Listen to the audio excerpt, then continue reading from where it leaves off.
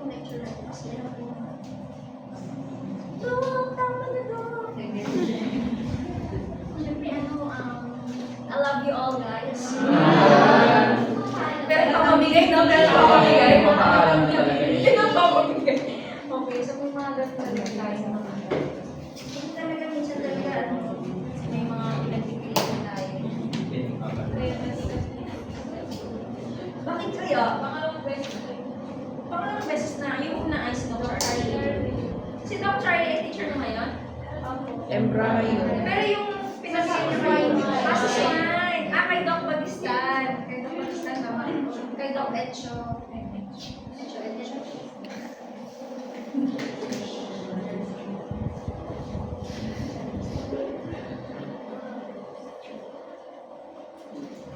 It's sort of like this ha. Pagkatapos na lang ng muscle contraction.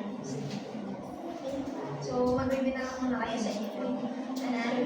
And then, oo nga pala, ito pala yung sasabihin ko. Kasi kung alam ko, handal ko kayo ng pag-prepare na kayo ng cadaver nyo. Okay? So, kasi, midterms nyo ay third week ba? Second week. Second week, tapos third week ay veterinary, gano'n. Tapos fourth week ay mental health break, diba? Finally. Right after ng mental health break, sana ay meron na kayong cadaver. Okay, so what you should do or paano ba siya pipiliin? Usually, Ang dami sakit. mas maganda kung yung medyo na siya, moribund na siya. When you say moribund, medyo papatay na siya. Yung mamamaanan na siya. Naghihinga daw. Okay, namamaanan.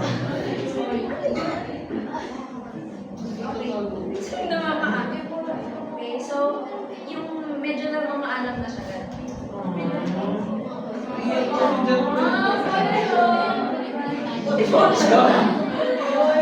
Si Polar na naging buto na, no? Si Pocho pa rin susunod.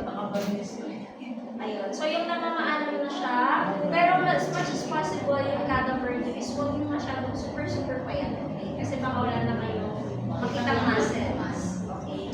Baka masyado na siyang sexy. Huwag na lang yung super taba. Okay? Kasi meron yung iba, meron yung nag-dissect, masyadong mataba. Hindi nila na-visualize mo yung muscles. Okay? Tapos, i-euthanize nyo siya. Okay? Tutulungan kayo, either ako or mga clinicians, depende kung kailan nyo siya i-prepare. Pero mga aso siya, aso yung mga. So, per group, isang cadaver. Ilan po? Ilang group kasi kayo? Isa na. Tokyo? Ay. Parang 4 or 5 ata. I think 4 or 5. Ay, si Tokyo. Ay. So, tingin isang cadaver person. Okay? So, medyo matagal pa naman siya. Pero baka yung almost Gugutumin ko ni aso namin. What the hell? Tapos, for the euthanasia, pero kayo kailangan bilhin na ng injectable drug para ma-euthanize yung animal. So, sabihin niyo ako pag, for example, may nahanap na kayong cadaver. Okay? Yung paghanap kayo, yung malapit na talaga mo. Medyo mahirap talaga siya sabihin sa client, okay? Or, unless bibigyan niya siya, pero mas maganda talaga yung may sakit, mga gano'n. Basta make sure na hindi zoonotic. Kasi baka mamaya may rabies pala siya, mga gano'n. Yung may grade ka na sa anatomy, pero Bula na yun. yung naka 1.75 ka sa anatomy, pero medyo nagpura na yung unit mo, mga nag-support mo. So, mag-ingat kayo. Naka-life support na, no? Mas magastos pa yung ginastos ko ko na. So, yun, kailangan cadaver, tapos, kapag nakalit mo kayo ng cadaver, sabihin nyo lang sa akin, kasi restart ko kayo ng mismo, injectable drug. Okay? If in case, herbal source of tayo ng injectable. Okay, huwag kayo mahihiyak pag nag-euthanize kayo na. Nakakayak talaga siya. Isa. Okay. 50%. Meron pa 1 and a half months. Oh, kunwari 150. 75 na lang. Mura? Grabe ka po. May ganda. Oo. Kapag mo ka daw sa doktor. Yun ang bonus. Ayun, tapos wala namang preferred na sex. Gender talaga. Oh, yan, lesbian. Yes. Si Pocho, crush. So, drink sa'yo. So, yun, either male or female. That's okay. Pero, mas maganda na hindi lahat ay male. Kumari, hindi lahat ay male, may grupo na female. Okay? So, yun lang naman so far. Kasi kailangan natin pag-aralan yung science. Kung ako ba yung mga teacher? Hala. Okay. So, basically, yun lang naman matalas-tas lang yan. Mag-start na kayo ha, na maghanap. Tapos in case, for example, na paano yun, nakahanda kayo kunwari, gano'n. Tapos pamatay na siya, hindi na siya abot ng no, yung gano'n. Yung gusto niya na mamatay, pero pamatay na 6 months pa daw eh. Sabihin nila ako, kapag mas earlier yung makuha yung cancer, kasi pwede natin i-dissect yun. Oo naman na tayo mag-dissect. For that. Parang yung ginawa sa anatomy ng sa comparative. So, yun lang naman so far. Okay? Huwag kang sinay comparative. Pero natuto sa natin. Siyempre, oo. Ang sa kanila nun, ay mag-big sa inyo. Hindi pa Ay, ito. hindi. Mas mahirap kasi mas mahal yung pink kaysa sa mga ibang. Kinain ko, hindi ko pinapalala yun. Sabay sinisig. Magandang yung mga so anyways, discuss na para makaulit kayo after. So, now we proceed with the nervous system. So, basically, ano ba yung mga main functions ng nervous system or kung ano mga pattern niya. Pero particularly, we're just going to click on those, yung mga synapses na daw natin, yung mga dulo ng mga specific na mga neurons. So, parang mga at the cellular level, yung ating nervous system. Pero papahakuan natin yung mga different mga subdivisions of the nervous system. Can you identify what subdivision or division ng nervous system? If you can remember. Yung central. And peripheral. Cerebral. CNS, PNS, and mga yan. Okay, so yun yung mga different subdivisions of your ayun, tama. Sorry, siya nauubok na siya. So we have here the nervous system. Basically, it's a system. Sabi ko nga, it's for communication. If you can remember, it's part of the physiology of integration in the sense that it integrates all the information sa mga different na mga systems of the body. So it's very important ating nervous system. So kung paano ka ba nag-iisip, kung paano ka ba nag-store ng information, kung paano ba siya nabasa ngayon, no? That's because of your nervous system. Okay? So it's the system that performs the processing of thoughts and the controlling of your actions. Kaya sa central, sa nervous system, we have the sensory part, no? At saka yung ating motor part. Kasi basically, sensory part are those that accepts the stimulus, diba? Yung mga after the behavior sensation. Ano yung pumasok sa'yo, and then ano naman yung gagawin mo right after in yung controlling of your action. So we have different subdivisions. Una muna is yung CNS and your PNS. So these are the two main subdivisions of your nervous system. So for your central nervous system, always remember pag CNS, ang kasama dyan ay your brain at saka yung ating spinal cord. And then we also have your peripheral nervous system. Basically, ito yung mga spinal nerves na. Yung spinal nerves, including the nerves of your limbs, yung mga yan. At saka yung ating mga cranial nerves. Okay? So sa cranial nerves, basically, they're the ones that support the, ano sa tingin nyo sinasupport niya?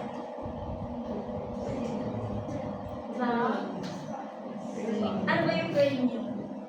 Okay, so mainly the ones that support the head. Okay, so ito yung mga nerves that support the head. Like for example, yung nerves for your olfaction, yung pang-amoy. Okay? For your hearing. No? So also for your mastication, kung paano ka ba umuya. So mainly either sensory, motor, or mixed yung mga yun. Okay? And then, another subdivision is your autonomic nervous system. But, it's not necessarily a different subdivision from your central and your peripheral. So, ito yung main subdivision. But si ANS, division siya ng nervous system, but kinakailangan niya ng tulong ng central at ng peripheral nervous system. Okay?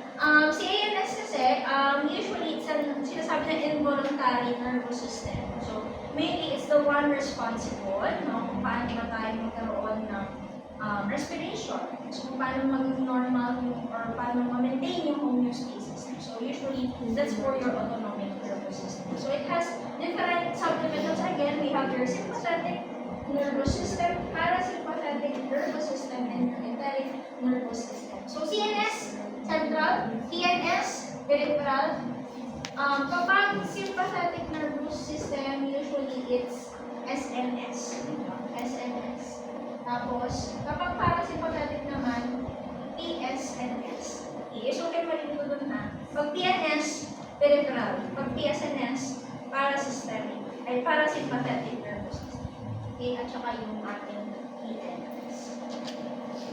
Yeah, so we proceed now with your central nervous system. For your central nervous system, as I mentioned before, it is composed of your brain at saka yung spinal cord. We go on with your brain.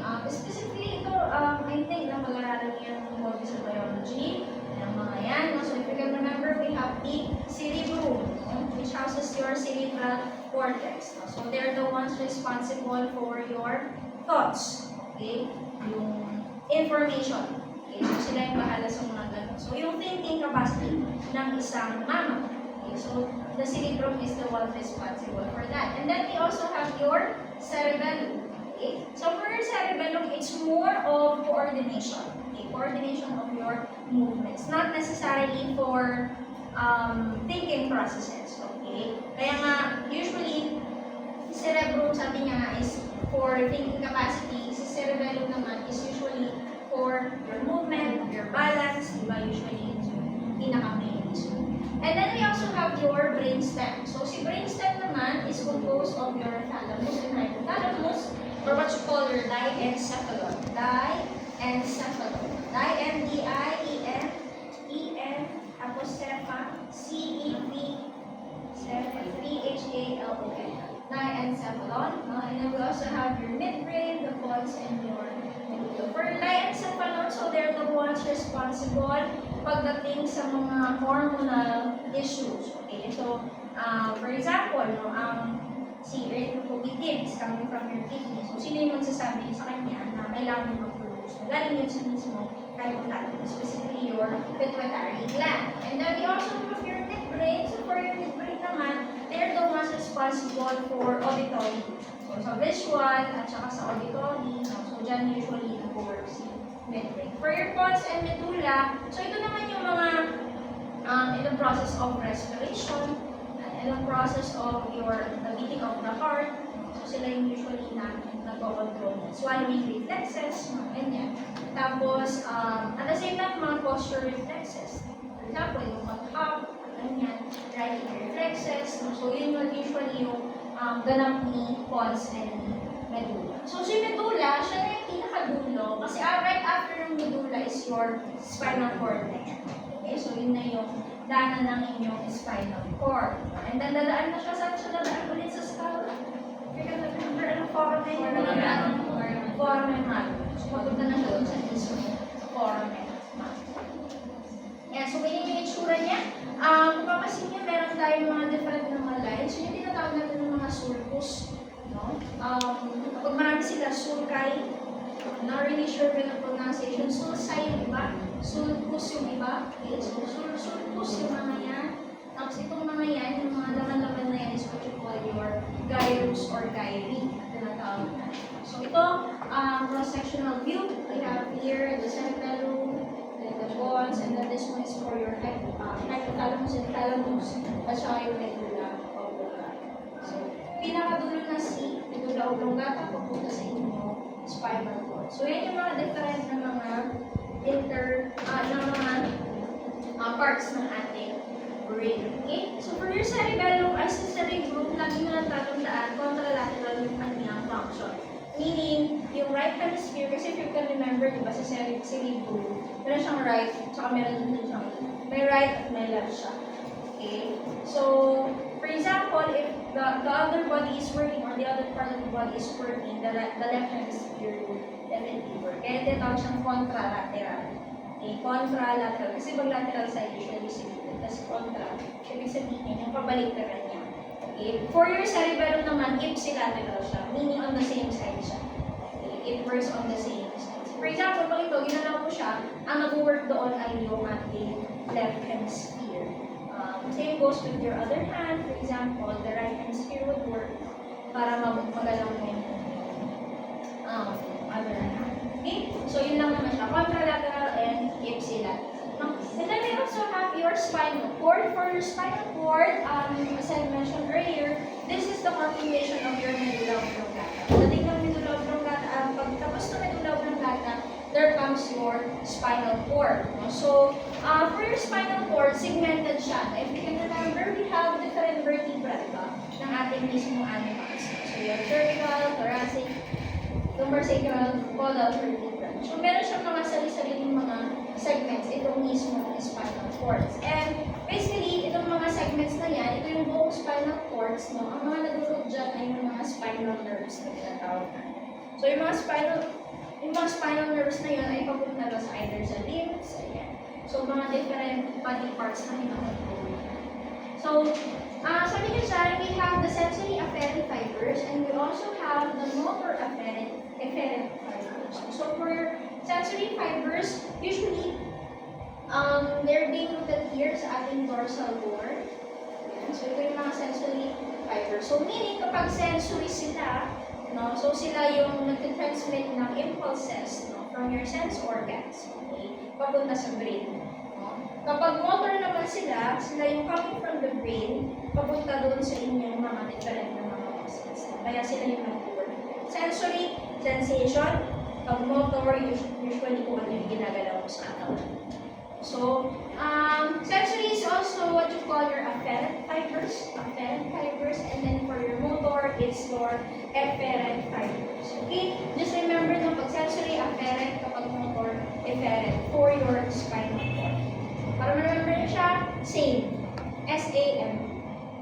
Okay? So, sensory, afferent, motor, efferent. Kung naipapasinin nyo, doon sa mismong section, no? Transverse section of the spinal cord, ito yung itsura niya actually. It has central canal, with the white matter at saka yung gray matter. So, itong mga gray matter is composed of your nerve cell bodies, mga bodies ng mismong nerve cell. And then this one, yung mga white matter, usually mga nerve cell bodies that are myelinated. Kaya nga siya puti. Sabi ko na, di ba, puti ang myelin. Kaya siya naging white matter din. Again, for your ventral horn, dorsal horn, so si dorsal horn is usually your sensory, and then for your ventral horn, usually of motor efferent fibers. So sila yung pinagagaling ng fibers. And so we also have the spinal nerve. So si spinal nerves naman, yung magagawin natin, iba ito yung spinal cord. Si spinal, ito yun. Ayan yung mga spinal nerves na. Ayan. So yun na yun. So again, this one is your spinal cord. Ito yung mga segmentations niya. Tapos, ito na yung mga spinal nerves. Pababa na yan. Pababa. Okay? So, yun yung mga spinal nerves natin. And also has this dorsal afferent and ventral root. So, again, if you can remember now, we have the dorsal cord at saka we also have your ventral cord. Okay? So, yun yung sinasabi kong root na ating mga sensory fibers. So, just remember sa ating mga spinal nerves, no? So usually, yung mga sensory fibers natin of your spinal nerves are usually found in your dorsal roots, nasa taas sila. Okay? Kasi nga, paakyat sila ng brain. Okay? Ito naman, mga nasa baba, the ventral root usually is bababa sila kasi nga mga motor sila. So they're the ones who control your skeletal muscles, etc. So, kapag dorsal root, it's your sensory. Kapag ventral root, it's your motor. Okay? Sensory or afferent, motor or efferent. Okay? And then we also have your cranial nerves. So basically, si cranial nerves naman are the ones responsible to supply those structures in the head at saka sa neck. Okay? So kung papansin nyo, medyo madami siya. No? We have actually 12 pairs of your cranial nerves. So yung olfactory, optic, oculomotor, trigeminal, cochlear. May number sila. For example, cranial nerve number 1 is 1. So malalaman nyo siya sa saan yung ba siya mapag-aral? Embryology. Ayan. Kung papunta na kayo sa nervous system. Okay? Kasi meron siyang mga specific na mga pinag-training sa nasa new relation pa naman. Wala pa sa new relation. Pumunta pa lang doon. So, basically, yun. We have this 12 cranial nerve pairs that supply your head and neck. Except for your vagus, no? So, si vagus, V-A-G-U-S.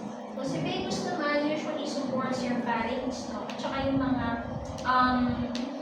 for respiratory muscles, for digestion, no? So, si vagus usually yung responsible for that. And kung papansin nyo, usually yung pangalan nila depende rin sa kanilang mga function. For example, your olfactory para sa smell, optic para sa sight. Trigeminal, facial, usually yung mga hindi located sa ating face. So, yan yung mga common na mga issues. Maganda yung mnemonics niya. Pagdating niya siya, yung variables. So, hindi ko na siya further i-discuss, no? So, yan. Then, we also have the autonomic nervous system. So, ito yung sinasabi ko kanina, siya yung involuntary na nervous system and parang visceral nervous system na tinatawag natin. So, we have the sympathetic, the parasympathetic, at saka yung enteric nervous system. So, again, for your sympathetic nervous system, usually they're being activated in cases of stress conditions. No? So, ano siya, kumbaga, yung kanilang function is depende sa kung ano man yung stimulus. For example, kapag stress ka, kaya nga si sympathetic nervous system, maalala nyo siya yung fight or flight response, diba? Fight or flight response. Pag parasympathetic naman, usually is rest and digest. So, usually pag tulog ka or nag-digest ka, si parasympathetic yung nag-work for the digestion. Kapag na-stress ka, on such cases that you're being excited, like that, so the sympathetic nervous system will work. And then for the enteric nervous system, usually, from the word itself, enteric, when you hear the word enteric, it will mean more of gastrointestinal function. Okay? Yeah, so ganito yung itsura niya. We have the PNS and then we also have the sympathetic nervous system. So it has this different, program yun, tawag natin. Okay, so, parehas sila nag-work sa mga different organs, no? Pero iba yung kanilang working or iba yung kanilang effect. Okay, so either one is yung sympathetic nervous system, kapag ganitong phase, ano ba ginagawa niya sa liver, or ano ba ginagawa niya sa stomach, nagkakaroon niya ng motility or heat. Okay, so that is what makes it different from your parasympathetic nervous system. Okay? So now we proceed with the different cells that we are usually, or na nakikita natin, that we usually have in our nervous system. First is your neurons. No? So ito yung mga nagtatransmit ng signals, impulses, and join with others via your synapses. And we also have your glial cells, so basically are the ones that support the nervous system. Okay, so si neuron siya yung taga-transmit, si glial siya yung taga-support.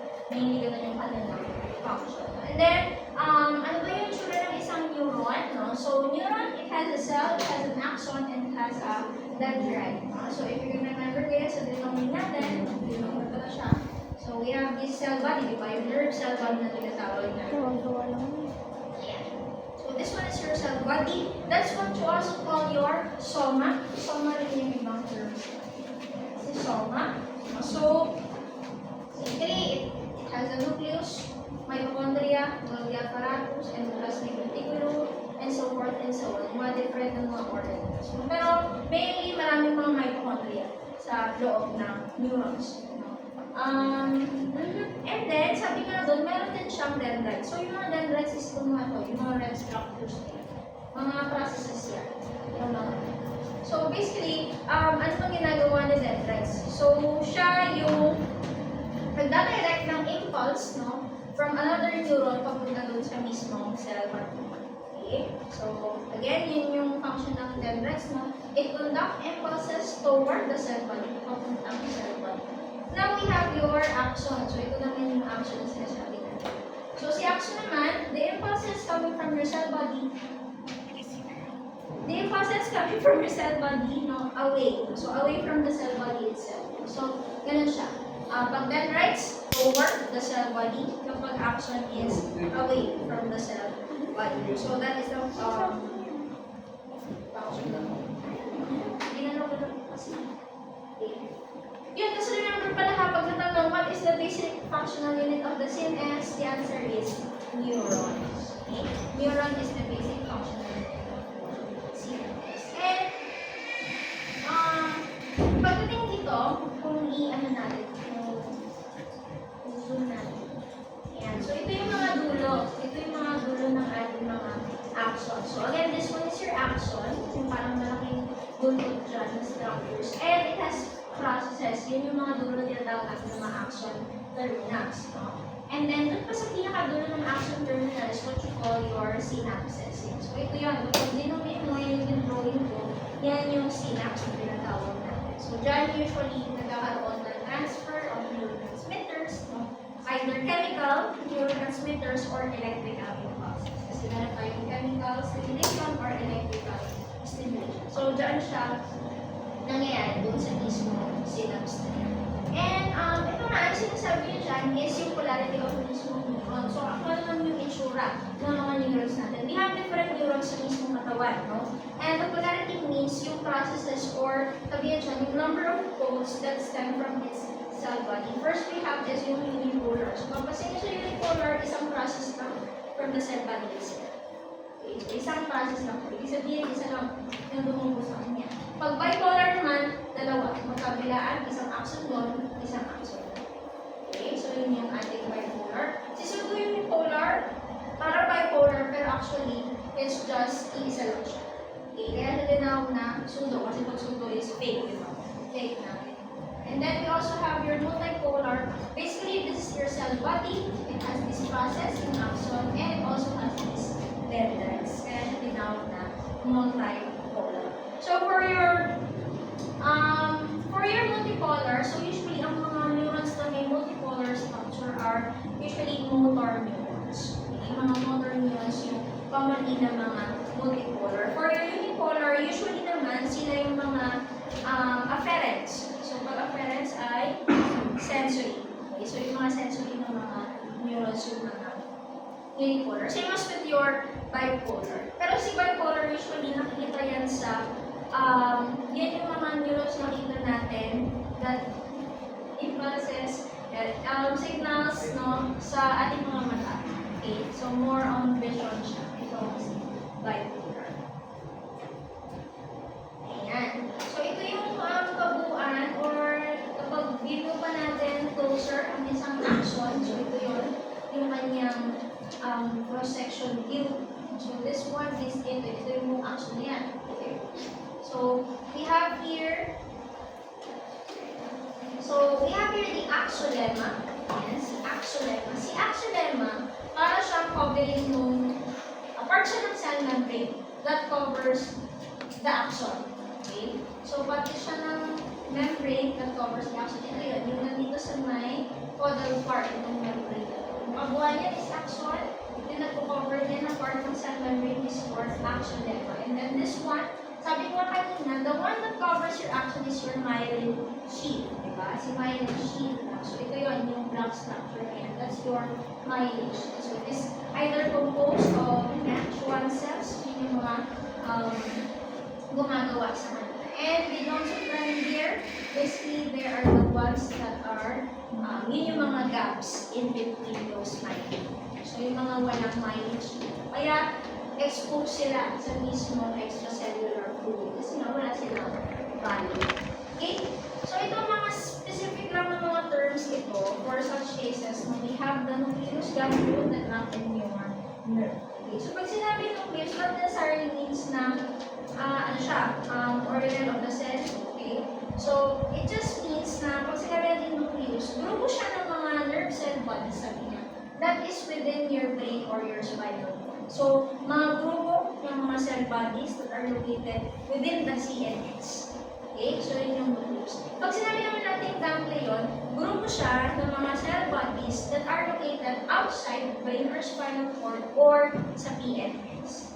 Okay? So, pag nucleus, CNS. Nerve cell bodies, CNS. Kapag ganglion, nerve cell bodies, PNS. Okay? So, yung kanyang difference. And then we also have the tract at saka yung nerves. So, for your tract or fasciculus, usually, ito yung mga neuronal fibers. No? So, ibig sabihin yung mga nagtabi-tabi mga nerve fibers na nakikita natin sa mismo CNS. Okay? So, within the brain or spinal nerve, kapag nerve naman, usually, parallel structures of your neuronal fibers, no, but are located outside your spinal cord or your brain. So, meaning nasa peripheral na siya.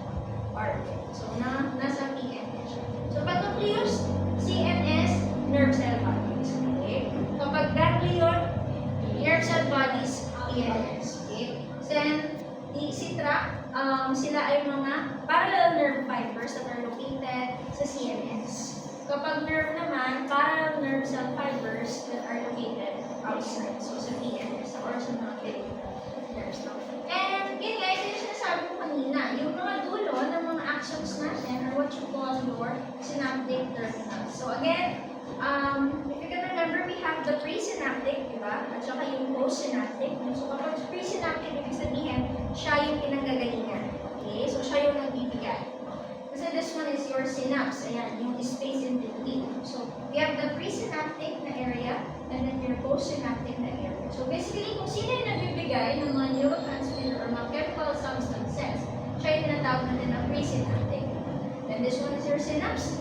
So, dyan nangyayari yung transmission, yung pagdikit ng mga neurotransmitter, papunta sa ating postsynaptic. So, siya naman yung dito sa mind. Siya yung nag-receive. Okay? It is the one that receives, this one is the one that gives. Okay? So, basically mo naman, the synapse, usually one-way conduction lang siya. So, hindi pwedeng yung postsynaptic ay magbigay, pabalik. Lagi si pre, papunta kay post. Okay? Tapos, it also facilitates no, yung mismong movement. No? And either mag-inhibit pa siya or magkakaroon ng excitation phase and greater fatigability than the neuron itself dahil nga dyan nangyayari yung mismo transmission process. And then, for your glial cells, so again, si glial cells, these are the cells that basically support your nervous system. Okay? So, pag si neuron, basic functional unit of your CNS.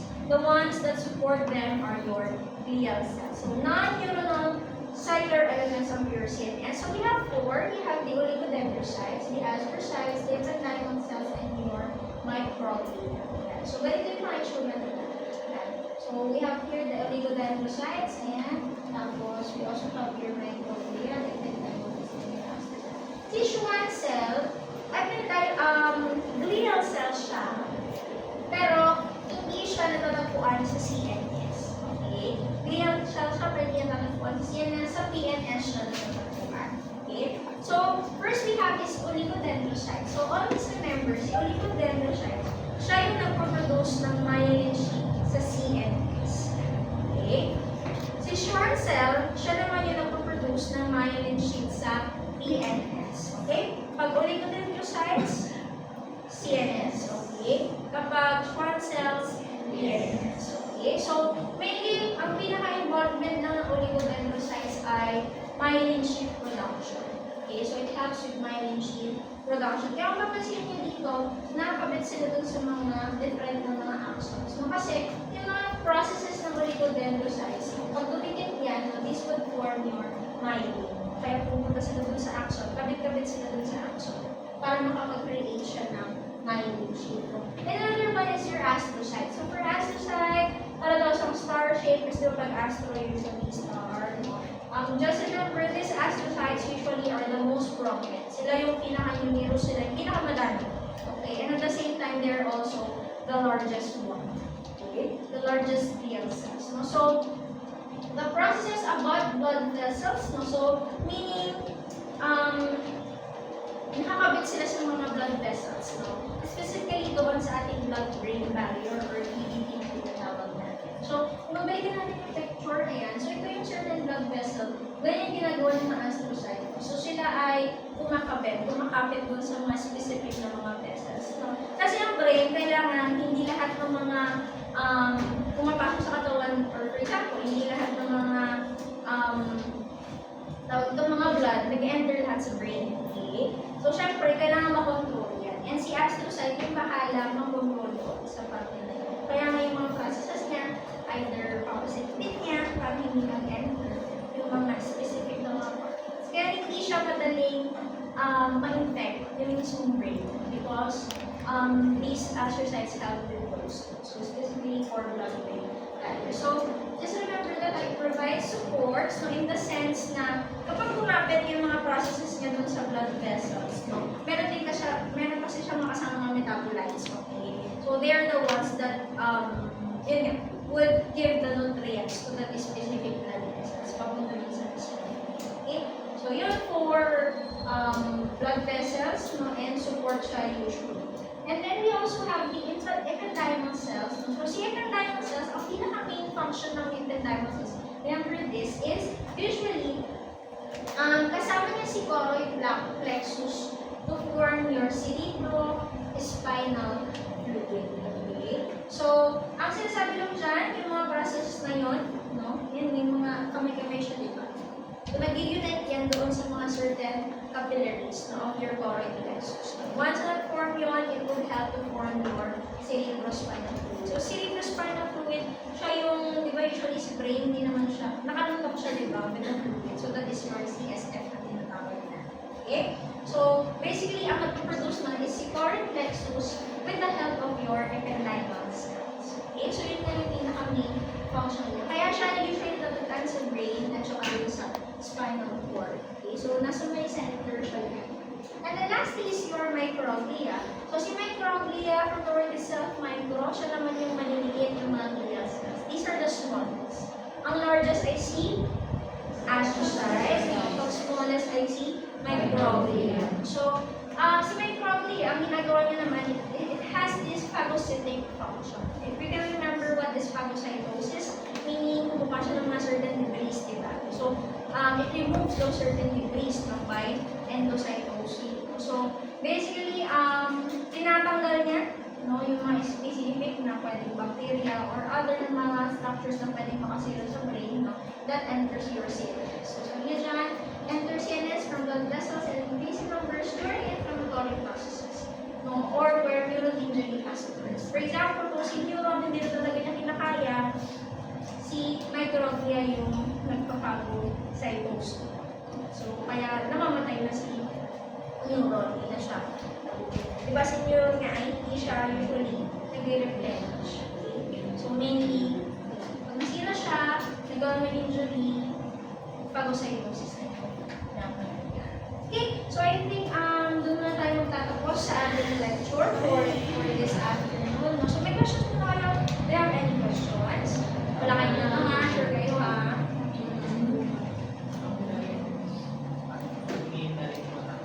Yung copy nito.